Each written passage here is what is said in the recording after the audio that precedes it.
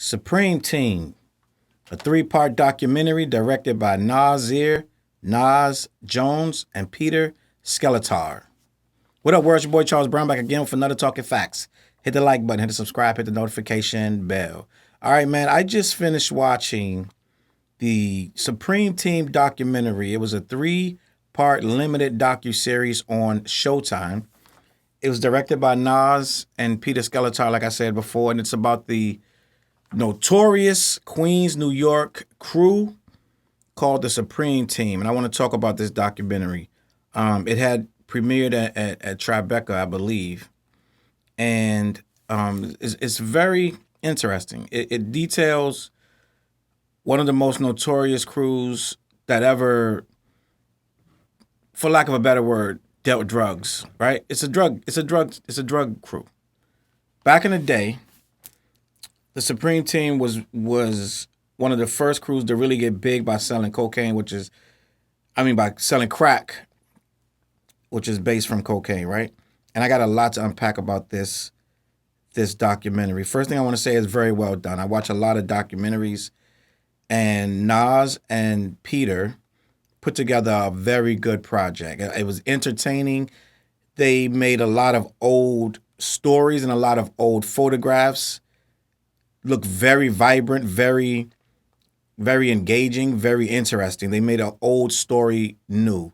Right now, there's a resurgence on YouTube, if you're paying attention. Almost every single drug dealer that had any stature back in the 80s that went to jail now can be found being interviewed on YouTube, which I found surreal, right? I found surreal to go pop on YouTube, and over the past 5 years, you've had some of the most notorious Alpo Martinez, Sean Teflon Don Branch, Ears to Christ, Gangsta Williams. Like a lot of people, I can go on and on and on. And a lot of them do Vlad TV interviews, but that's not the only interviews they do.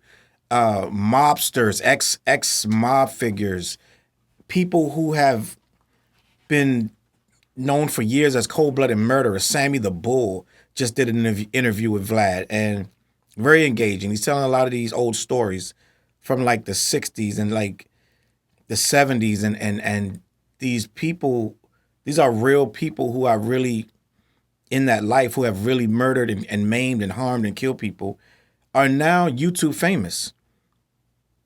Michael Franzese, I believe. I said it wrong. Michael Franzese, I believe, and has his own YouTube channel. I'm sure he's probably making millions off of YouTube right now. Just constantly pumping out these old stories.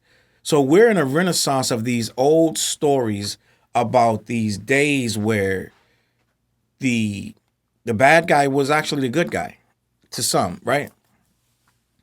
I remember when I was young, Wayne Perry in my city was huge. His name was huge. I was a young boy, didn't know anything about crime. I knew about crime, but I wasn't involved in it. I was a little kid hearing about how Wayne Perry was airing out nightclubs as they opened, just letting off at the people leaving the nightclub. Right? These are the stories. These are these mythological stories. Oh, Wayne waited in the parking lot, and when everybody came out, he just let off at everybody. To us, it sounded amazing. This was fantastic, unbelievable, unreal stuff that I'm ashamed to say sounded cool. When you heard about Rayful Edmonds murdering everyone that was on his team before he would get arrested himself, right? So that they couldn't talk. Everyone who had something to do with it, in theory, was supposedly many of them. I'm gonna say everyone because a lot of them are went to jail and a lot of them are out doing interviews on YouTube. But a lot of these people did these crimes, did their time, right? And they pretty much are now being allowed to tell their stories. I'm looking for my guy. He actually, let me see if I can find, Brian Glaze. Brian Glaze Gibbs is another one, a New York killer that has confessed to at least 6 bodies himself. And we revere these people. They're now elevated to these mythological statures, whereas they can be shown in movies like Paid in Full, right? And we flock to the theater to watch these stories. But these were real people doing real things in real life, and some of them didn't make it out that time. These stories usually have endings that someone doesn't make it, someone turns on someone kills someone gets killed. And I say all that to say this documentary does not glorify. It doesn't glorify the life. It tells you about this is one of the few that doesn't make it feel cool, right? Some of these documentaries make you wish you could be these cocaine cowboys and do these heinous things yourself. And this one didn't feel like it was trying to glorify it. It's hard to interview these people and not glorify these things. It's extremely hard to make a documentary, and not make it look like these guys are the greatest thing since sliced bread. We've gotten better as a society about doing that. And I will give Nas credit. He did not make this feel like, he just told you the story and he told you the consequences. He never showed these guys looking like these are heroes or whatever. He just told you what we felt about them at the time. And if you don't know what went down, right? It's about pretty much Kenneth Supreme McGriff and Gerald Prince Miller, who were the heads of the Queensbridge Crew Spring Team, which if you were old enough to remember that song, "Hey DJ, come play that song," and they start talking about Supreme Team and stuff like that. It's believed that either they got their name from that song or that song was singing about them and their name. Either way, that song immortalized that name, Supreme Team. It's the world famous Supreme Team show. That song will forever be immortalized in that time and that space. And there's a lot of rappers who rap about the Supreme Team. They were very serious about their work. They made a lot of money, made millions and millions, right? And laid a lot of people down who tried to cross the path, because you can't make millions in the hood without somebody going down. It just doesn't, the two don't add up. And it appears that Prince never left prison. He got arrested in I believe in the either the late 80s or the early 90s, and he never got out. I think the very early 90s. Because he was more so looked at as the one doing more of the retaliation and calling a lot of shots that people didn't walk away from. Let's put it like that. And Supreme was looked at as the brains of the operation in a way, and he did get out. So Supreme, they both were bosses of this, and they had a lot of lieutenants running around and a lot of people making a whole lot of money because they were so organized. Even New Jack City, the movie was based on how organized they ran this organization. They hollowed out, well, they didn't hollow out, but they took control of an entire apartment building from one wall to the other. You couldn't get in or out unless these people let you in. They had guards at every station, every door. And it was set up to be a multi-operating, functioning drug facility. They cut it up, they bagged it up, they sold it, they re-upped, they counted money, everything inside this building. And you could not come or go unless they let you. This was later used in the New Jack City movie, The Carter. They was using it, the same premise, and they made it in the movie, which is around that time. A lot of people saw that movie and started trying to emulate what Nino Brown and The Carter and all that good stuff like that, and Pookie, and a lot of people. It became folklore, right? As all good things do, it came to an end, and these guys were arrested. They were once the war on drugs began after the murder of the cop, the young 22-year-old rookie cop who was killed, they say, by Fat Cat Nichols, right? That he was upset about, I don't know if this is real or not, but this is what the courts in the law system says, that the cop was stationed in front of the building because some guy kept calling the cops. So the cop was stationed there, and therefore they decided to ambush this cop, and this changed the entire trajectory of the drug game in New York. Right? They became the poster children for needing to eradicate drugs in New York, and the police became pretty much the overseers that ran buckshot and ran wild through New York and did whatever they wanted to do to anybody in the name of cleaning up the streets. That's when they stop and frisk, and that's when the George Bush with the badge of the rookie cop on his presidential campaign or whatever campaign he was running at the time, and Giuliani came in, and everyone became targets of this Clean Up the Street Act because of this one really ridiculous act to kill a cop for no reason, right? You're killing a 22-year-old rookie cop. Now maybe the cop was a jerk, who knows? But you find another way to deal with it. You don't ambush him and bring down the entire like state of money making, pretty much. And a lot of people don't realize that these guys don't necessarily have to be vicious, because vicious is only half of being a smart drug dealer. These are CEOs. They're running multi-million-dollar businesses. You can't just stack money in a trash bag. You got to have plans. You got to have other ways of laundering this. You got to have ways to keep it, ways to flow it, ways to account for where it's coming and where it's going and who gets in and who gets paid. They said these people were paying these people on Fridays. Like you worked all week as an underling, and you worked on a corner, and you got your check on Friday like a regular person at McDonald's. You can't process that unless you have really, really smart people working your books, knowing who gets paid what and how much. And that's $1 million operation. And these guys were running it.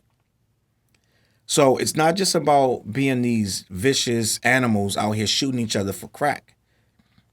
These are smart people who, if given a chance, they may have been able to do it in a different way. And truth be told, a lot of these pharmaceutical companies are doing way more damage than these crack people were. Let's be honest. If we're gonna start calling a spade, a lot of these pharmaceutical companies are doing way more damage with these opioids and things like that. They're worse than the crack dealers. They're giving it out and it's legal. They're doing settlements right now with companies that spurred on the opioid epidemic, but it's too late now. It's out there. People have thousands, hundreds of thousands of people have died off of using opioids. But these guys are still sitting in jail for 30 years with nonviolent crime for crack. I'm going to let that sit right there. So at the end of the day, right, it all comes to an end at some point. Kenneth McGriff gets arrested, and a lot of people are wondering, if he's ever going to get out, this, and the third. So he has family members that are trying to continue without him and things of that nature. But what the documentary shows is that Kenneth Supreme does indeed get out. He gets out in, I believe it was it 03? Something like that. He gets out and he links up with Irv Gotti from Murder, Inc. And long story short, Irv Gotti offers him a job. He doesn't take it because he wants to make his own way, because he's Kenneth Supreme McGriff. And if he's not him, if he doesn't do things his own way, he's not going to feel that same strength that he had when he was out, right? Before. And I understand that. Who doesn't understand that if you are a self-made man, you want to remain a self-made man when you come out? My thing is, most of us would have, knowing what we know now, taken the job from Irv Gotti, because he turned the job down and ended up doing his own thing. He was making movies. They say he got money from Jay-Z and money from Irv Gotti. He made a movie. I don't know. I can't recall the name of the movie right now. But he made the movie, and one thing led to another. Something happened in the streets with the rapper named E Moneybag, and he ends up getting, if you watch the documentary, he ends up getting arrested for that murder based on a videotape that was found in one of his houses, right? One of his apartments, I believe, or one of his locations, right? And it's a very interesting tale because he ends up back in prison, and it's not for drugs. he ends up back in prison over something that he allegedly did after he already served all his time for drugs and he wasn't even dealing drugs anymore. And now he's back in prison facing like life, right? Facing 30 to life, something like that. And they never glorified it. They show him talking through a cell phone. They never go interview him directly. They show him and Prince on cell phones, just being remorseful to a degree and just telling their story. And I feel like the documentary is well put together. And you think you know, but you don't really know all of these things that you hear about these street heroes, these street legends. And my whole thing is I started to question, because we've all seen Paid in Full and all of these biopics, for lack of a better word, right? About the drug dealer. He starts off broke. He gets put on. He gets heavy in the game. Something dramatic happens where he gets shot or people around him get shot. Then he wants to make amends and be remorseful and things like that. We've all seen that.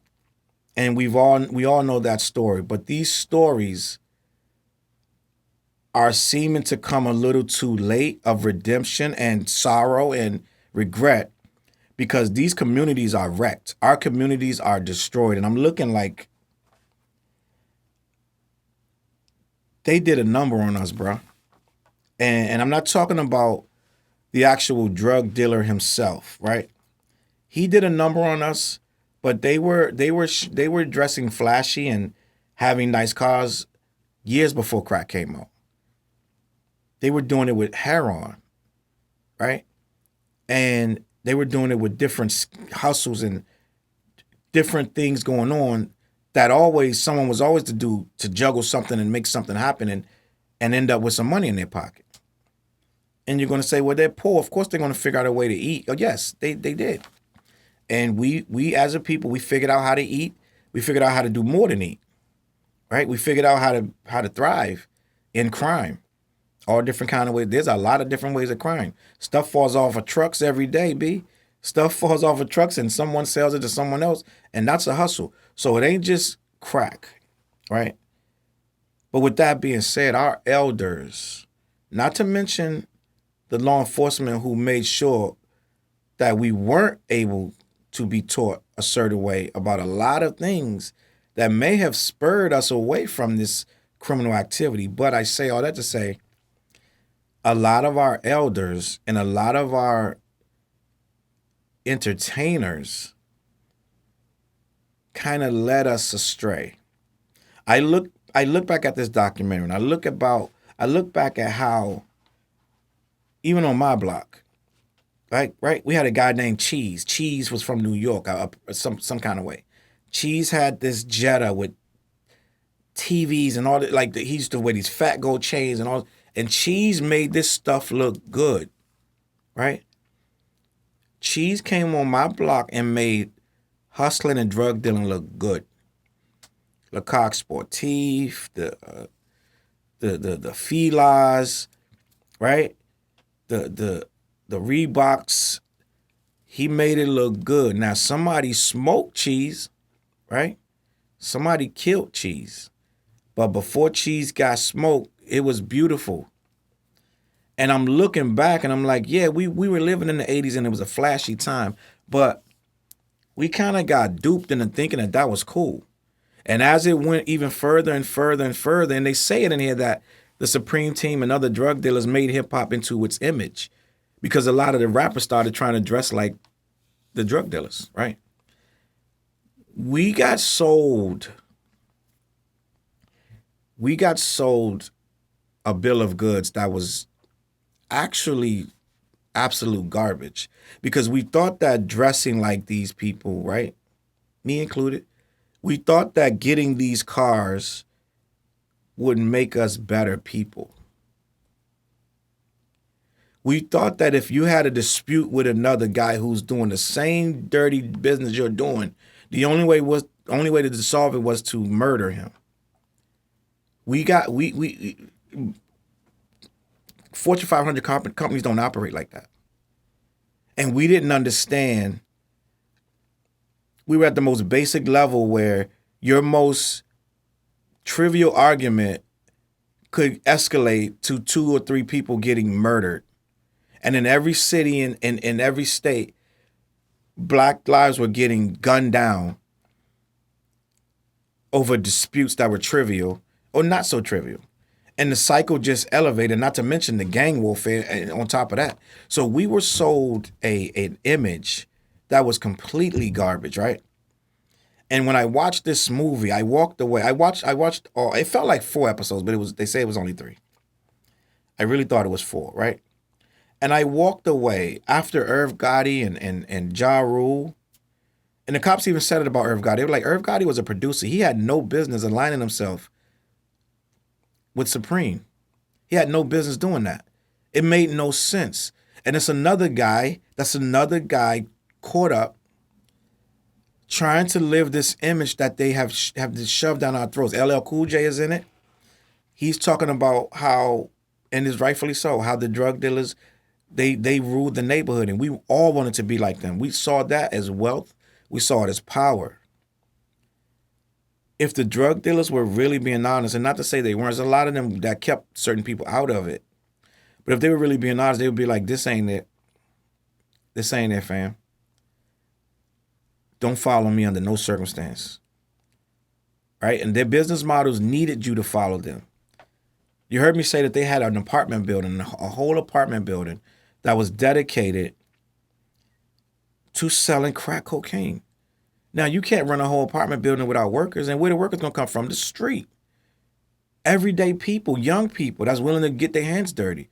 Women and men. You need a whole bunch of them to run a whole apartment building, right? It ain't going to be 30, 40. You need way more than that to run that operation. So you can't tell them that this sucks if you need them to work for you. We got sold a line of crap, right? And again, I said this documentary was very good. It did a great job of exposing a lot of the pitfalls in drug dealing.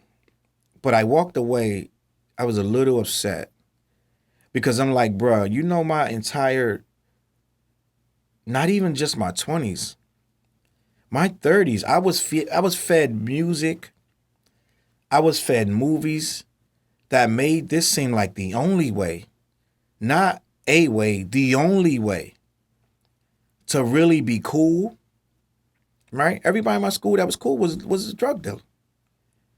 Or some athlete. You had to be one or the other to be able to be cool. And if you wasn't a drug dealer, you had to dress like one. It's just a fact. And who makes the decisions on clothing? People who can afford to buy clothes. People who can afford to say what the fashion is tomorrow. And guess who can afford that? Drug dealers. Who do you think they make gigantic ropes for back in the day? Who do you think they make diamond pendants for with letters and numbers and names and a cartoon character? They only make that for black drug dealers because they're the only ones who are going to buy it. A giant pendant that'll spin around in a circle. No one buys that but black people. And why do we buy it? To look rich. And why do we want to look rich? Because we're poor. Last thing you want to look is poor when you're already poor. The worst thing you can do is look poor. So I understand why this was happening. But I want to say 20-something years, gangster rap, hardcore rap. I love hardcore rap. That's my life. I love that. But I look back and I'm like, bruh, this music destroyed a lot of our lives. You know how many people try to go out and be Onyx? You know how many people try to go out and be NWA? One of my boys that I grew up with was one of the softest dudes in the entire freaking city. I'm talking about so soft that he got in a fist fight and the dude was punching him in the face, and he just kept turning his back because he didn't want to fight the dude. And the dude would just walk around and punch him in the face again. He would punch him in the face again and square up like he's ready to fight, and this guy wouldn't hit him back. It got to the point he punched him so many times, the dude just ran away. This guy, after hearing NWA, decided he wanted to be the hardest dude on the block. He wants to carry a gun. He wants to wear wave caps. He wants to be a thug. And he ends up in jail. See, when you don't know yourself, right, you follow things. And this music, which mimicked what was going on in the streets in real life, a lot of people like to say, oh, we was reporting what we saw. And that's true, they were. But it destroyed us. It really, really destroyed us. Luckily, I was smart enough to know, yes, I did crimes. Yes, I did. I did dabble in this world. I was smart enough to know you can't last in this. You cannot maintain. There is no long term. Get in, get out. This is not your life. You're not going to be retiring with this. So get in, get out. I was always smart, but a lot of people weren't. And they believed this fantasy. Right? They believed that this was going to be like this forever. And I get it. Some of them didn't care that if they lived. They thought they were going to die anyway. And I understand that too. But a lot of opportunities were never given to us. And a lot of them were taken from us, if you understand your history. Made sure that you didn't have them. And there's so many things to touch on about this story, from the cops that were racist, who didn't give a damn about you, who were coming from different communities, trying to police you, quote unquote, and couldn't care less if you made it home as long as they made it home. Shoot you in your back and go call it a day. And the mayor will join right in and say, good job, damn fine police work. So I understand what we were up against, and we didn't make this world, we were given it. But a lot of the record labels made sure we didn't have Public Enemy for too much longer, Arrested Development for too much longer, Paris, a lot of people, right? I'm running across so many revolutionary names that got snuffed out so that they wouldn't be able to spit that message for too long. They made that message seem really corny of being powerful and being black and being smart.